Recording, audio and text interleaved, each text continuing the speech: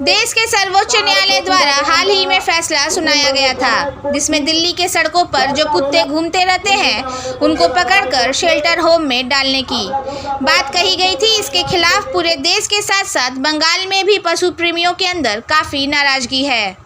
बुधवार रानीगंज के NSB road के शिशु बागान मोड़ में पशु प्रेमियों द्वारा विरोध प्रदर्शन किया गया। उन्होंने हाथों में सुप्रीम कोर्ट के आदेश पर अपनी हताशा जाहिर करते हुए स्लोगन लिख रहे थे। इनका कहना था कि सुप्रीम कोर्ट का आदेश अमानवीय है। सड़क के कुत्तों को भी जीने का अधिकार है। बिना मूलभूत सुविधाओं को बनाए लाखों कुत्तों को एक जगह ले जाकर रख देने से उनकी ज़िंदगी पर खतरा पैदा हो जाएगा। उनका रख रखाव ठीक से नहीं होगा, उनको खाना भी नहीं मिलेगा और एक छोटी सी जगह पर बहुत सारे कुत्तों को रख देने से जो संघर्ष उनके बीच होगा उसे कई कुत्तों की जान भी जा सकती है। पशु प्रेमियों ने सुप्रीम कोर्ट से अपने फैसले पर पुनर्विचार करने का आग्रह किया है। रेप करता है तो उस एक रेपिस के चलते हम लोग सारे मर्द लोगों को हम लोग उठा के कहीं जेल में तो नहीं भर सकते हैं ना। अगर हम लोग वो नहीं कर सकते हैं तो एक रेबिट कुत्ते के चलते हम लोग सारे कुत्तों को क्यों भर दे एक फॉर्म में? ये भी तो गलत है। अगर एक जन कोई चोरी करते हैं, एक इंसान कोई चोरी करता है तो हम लोग सारे इंसानों को पकड़ के जेल में नहीं भर देते हैं।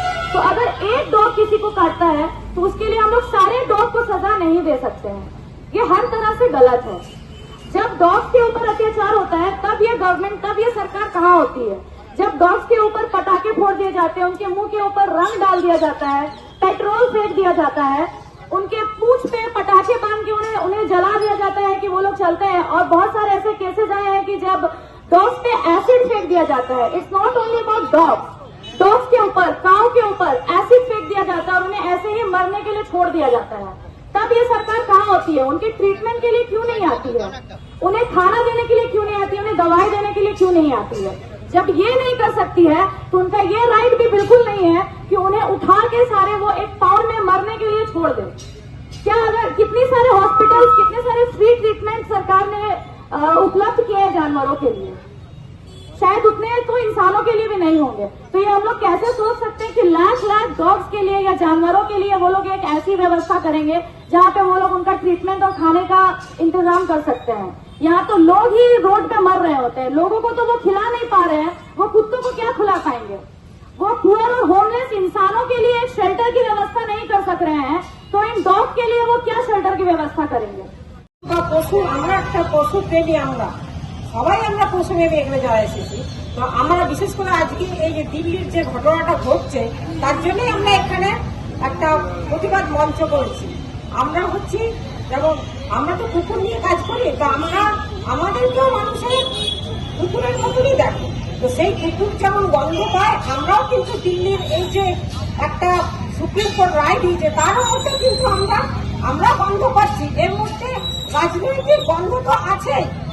আমি বলি এর মধ্যে রাজনৈতিক গন্ধ আছে, কেননা লকডাউনে প্রধানমন্ত্রীজি যখন বললেন যে পশু পাখি সবাইকে খেতে দিতে হবে, হ্যাঁ, তো তাহলে আজকে কেন প্রধানমন্ত্রী এখন মুখে কুলু পেটে দাঁড়িয়ে আছে, চুপচাপ কোনো কথা নাই?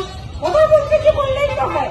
আজকে যে তারই তো লোক মুখ্যমন্ত্রী হয়ে বসে আছে, তাহলে সেই কথাটা কেন তিনি বলছেন না? আমি আর বিশেষ কিছু বলতে চাই না, বলতে গেলে অনেক কথাই বলা হবে আজকে। তো আমরা সব থেকে বেশি যদি কোথাও রেপ হয়ে থাকে সেটা হয় দিল্লিতে, কিন্তু দিল্লি প্রশাসন তার কোনো হেলদোল নেই। পিছনে পড়েছে নাকি এই অবলা জাতিদের।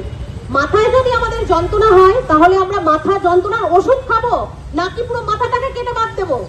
তাহলে যেই কুকুরটার যদি কোনো কুকুরের কামড়ানোর জন্য যদি কারোর র্যাবিস হয়েছে সেটা ভীষণ দুঃখজনক, সেটা সম্পর্কে কিছু বলার নেই।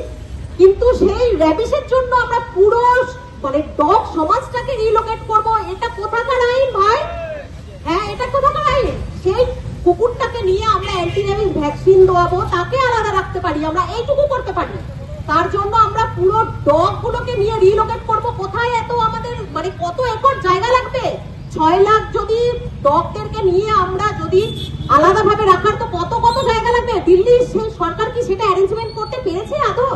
সেটা আগে অ্যারেঞ্জ করুক, তারপরে সেইগুলোকে পপুলেশন যাতে তাদের না হয়, তাদের প্রপার অপারেশন করানো, মেডিকেশন করানো, তাদের ফিট করানো, সেই ব্যবস্থাটা আগে হোক দিল্লি সরকারের কাছে। এই যে আমাদের আর যারা হেটার্স আছে তাদের উদ্দেশ্যে বলছি, তাদের আজকে খুব আনন্দের দিন। ভীষণ আনন্দের দিন তাদের কাছে, কারণ তাদের কোথাও না কোথাও একটা জয়লাভ হয়েছে। রাতের পর রাত গাড়ি আসছে, ডিএমসির গাড়ি এসে কুকুরদের তুলে নিয়ে যাচ্ছে, কুকুররা নিয়ে যাচ্ছে, ভয়ে ভয়ে আছে, তাদের প্রচন্ড জয়লাভ। কিন্তু আমরা যারা লড়ছি, আমরা লড়বো।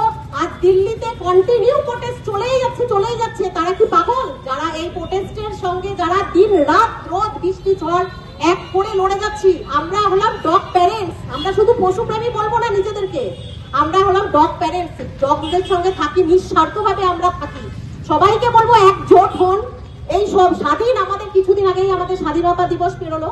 তো আমরা সেই স্বাধীনতা দিবসে আমরা শুধু মানুষের জন্য আমরা স্বাধীন হয়ে বাঁচতে চাই না, আমরা স্বাধীন হতে চাই এই স্বাধীন সমাজে পশু পাখি প্রাণী সবার বেঁচে থাকার সমানভাবে অধিকার আছে। তো সবাই যাতে সেই সমানভাবে স্বাধীনভাবে বাঁচতে পারে সেটার চেষ্টা আমাদেরকে সবার আগে করতে হবে। তো আমরা চাই সবাই একজোট হও, সবাই লড়ো। শুধু যে আমার তোমার কুকুর বলে নয়, এই লড়াই সবার লড়াই। আজকে যেন সবাই শান্তিভাবে সুস্থভাবে স্বাধীনভাবে বাঁচতে পারে, আমরা সেইটাই চেষ্টা করব। একজোট হও, বারবার করে হাত জোড় করে রিকোয়েস্ট করবো, খেতে না দিতে পারো না দাও, প্লিজ ওদেরকে মেরো না। কোথাও না কোথাও ওদের ভিতরেও প্রাণ আছে। কথাগুলো বলতে গেলে আমার চোখ থেকে লিটারালি জল বেরিয়ে যাচ্ছে, কারণ আমি এদের যন্ত্রণাটা ফিল করি। আমার নিজে ঘরের নিচের অফিস আছে, সেখানে আমি অফিস কম, সেখানে আমার কুকুরের সেন্টার হয়ে গেছে। কেন না, এদের কষ্টটা আমি সামনে থেকে দেখেছি। বৃষ্টিতে যখন কারো দৌড়ে একটু যায়, এরা লোকের লাঠি ঝাঁটা খেয়ে বেরিয়ে আসতে হয়। খাবার তো দিলই না, ছেড়ে দাও। উপরন্ত আমরা যারা ফিট করাই, ফ্রিতে শেল্টার দিই, তাদেরকেও কিন্তু আমাদের দিন রাত হ্যারাসমেন্ট হতে হয়। আমরা গাল খাই লোকের কাছে, সকালে আমার ঘুমটা ভাঙেই লোকের গাল খেয়ে। এটা একটা অভ্যস্ত হয়েছে। আমরা শুধু একটাই কথা, আমাদের এই প্রতিবেদন, আমাদের এই লড়াই, আমাদের এই প্রোটেস্ট আমরা চালিয়ে যাচ্ছি। আর যদি এই বার্তাটা কোনো কারণে হোক, মানে যদি দিল্লি সরকারের কাছে পৌঁছায়, তো একটাই কথা বলবো, প্লিজ স্যার, শুধু একজন জাজ হয়ে বা একজন বিচারপতি হয়ে এটা বিচার করবেন না। একজন মানবিকতা হয়ে, একজন মা, একজন বাবা, একজন পশুপ্রেমী হয়ে একটু বিচারটা করবেন, যাতে এই পশুরা যারা একটুখানি অন্তত শান্তিভাবে একটুখানি পথে বসতে পারে, অন্তত কারো দৌড়ে গিয়ে যদি তারা একটু বসে, একটু লাঠি ঝাঁটা না, প্লিজ স্যার, একটুখানি তাদেরকে যেন তারা ফ্রি ভাবে একটু স্বাধীন যে মনে করে যে হ্যাঁ এটা আমার জায়গা, আমি এখানে থাকতে পারবো। কারোর কোনো আইন নেই, যেখানে যার বাদ হয়েছে সেখান থেকে বের করে দেওয়ার কোনো ল এখনো পর্যন্ত পৃথিবীতে তৈরি হয়নি।